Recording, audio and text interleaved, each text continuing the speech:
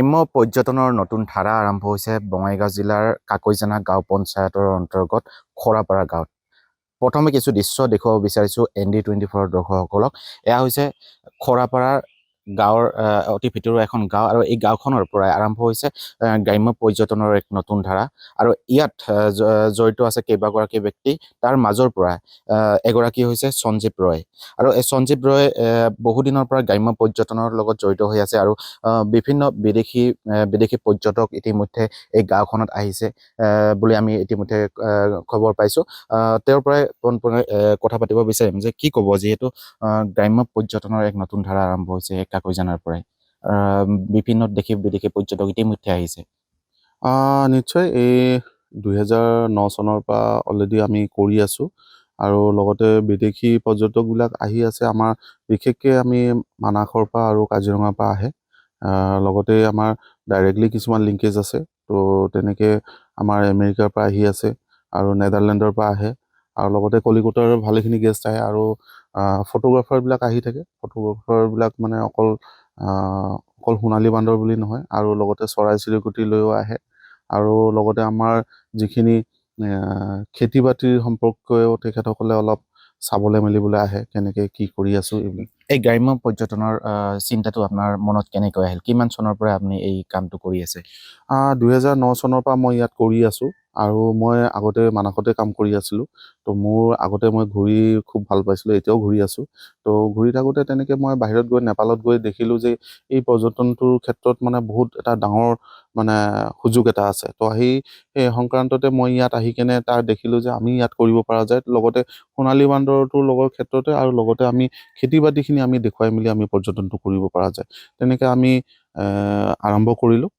2009 চনৰ পৰা আমি মানাসৰ পৰা আহিলে গেষ্ট, অহাৰ পাছৰ পৰা আমি লাহে লাহে আমি মানে ষ্টাৰ্ট দিলোঁ। আৰু অন্য ৰাজ্যই হওক বা বিদেশী পৰ্যটকসমূহে হওক, তেওঁলোকক যেতিয়া আপোনাৰ ইয়াতে আহে, তেতিয়া তেওঁলোকক কেনেধৰণে আপুনি গাইড কৰে, বা খোৱা লোৱা হওক কেনেকৈ আপুনি?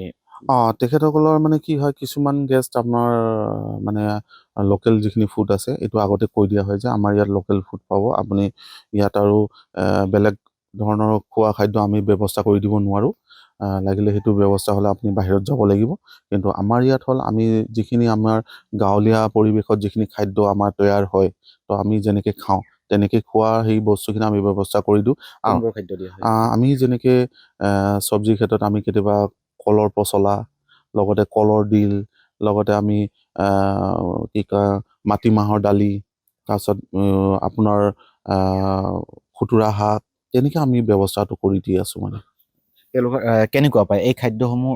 তেওঁলোকে কেনেকুৱা ধৰণৰ কি বুলি কয়, মন্তব্য কি দিয়ে তেওঁলোকে? খুবেই ভাল পায় তেখেতসকলে। মানে কিছুমান মেডিচিনেল হাৰ্ব টাইপৰ লিখা যিখিনি আমাৰ খাদ্যবিলাক খাই মানে তেখেতসকলে খুব ভাল পায়। যেনেকৈ আমাৰ ভেবেলী লতাখিনি আমি বিশেষকৈ বহুতে নাজানে ভেবেলী লতাৰ কিমান মানে ঔষধি গুণ আছে, যেনেকৈ নৰসিংহৰ যেনেকৈ গুণ আছে।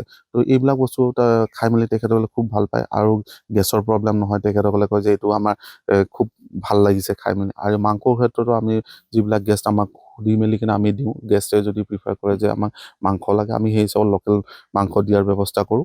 আৰু পৰাপক্ষত আমি চিন্তা কৰোঁ যে আমি ইয়াৰ পৰাই আমি গাঁৱৰ 2-4জন যিবিলাকে খেতি বাতি কৰি আছে, বা ধৰক মুৰ্গী আছে বা কাৰোবাৰ ঘৰত হাঁহ আছে, তেনেকৈ আনি মেলি আমি খুৱাই দিয়াৰ ব্যৱস্থা। যিহেতু নতুন বৰ্ষ আহিল, আৰু পৰ্যটকসমূহৰ আপোনাৰ সৈতে যোগাযোগ নিশ্চয় হ'ব। এইবাৰ কেনেকুৱা পৰিকল্পনা আছে? কোনবোৰ বিদেশী পৰ্যটক আহিব নেকি? কোনোবা যোগাযোগ হৈছে নেকি? হয়, যোগাযোগ চলি আছে। যোগাযোগ যেনেকৈ মোৰ 9 তাৰিখে এটা আমেৰিকাৰ গেষ্ট অহা কথা চলি আছে, আৰু মাৰ্চত বুকিং আছে, ফেব্ৰুৱাৰীত বুকিং আছে। তো তেনেকৈ মোৰ গেষ্ট আছে, কেইজনমান বুকিং আছে, আৰু লগতে আমাৰ ফটোগ্ৰাফাৰ যিবিলাক ইণ্ডিয়ান ফটোগ্ৰাফাৰ আছে তেখেতসকলক যিহেতু কাকৈজানা বিশেষকৈ সোণালী বান্দৰৰ বাবে বিখ্যাত এটা বিচৰণ ভূমি বুলি কোৱা হয়, কাৰণ সোণালী বান্দৰৰ কাৰণে বহু দেশী বিদেশী পৰ্যটক ইয়ালৈ আহে।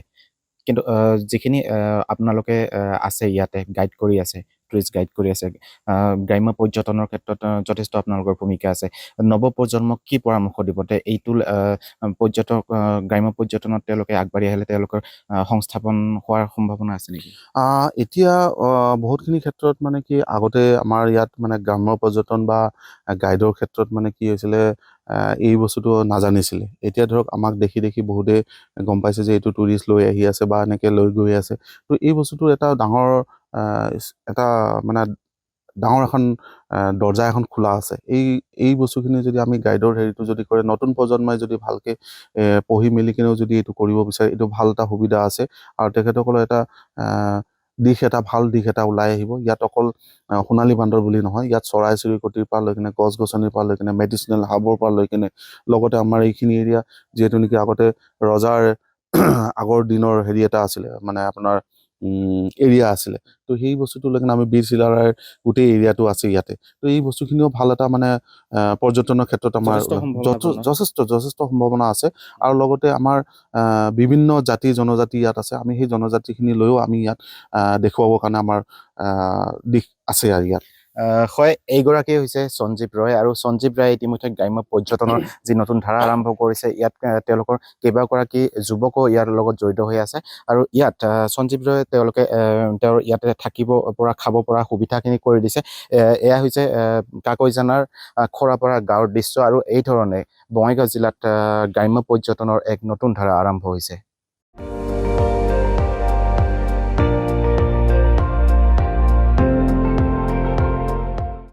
আপুনি চাই আছে ND24, সৰ্বশ্ৰেষ্ঠ নহয় সৰ্বোত্তমৰ দৌৰ।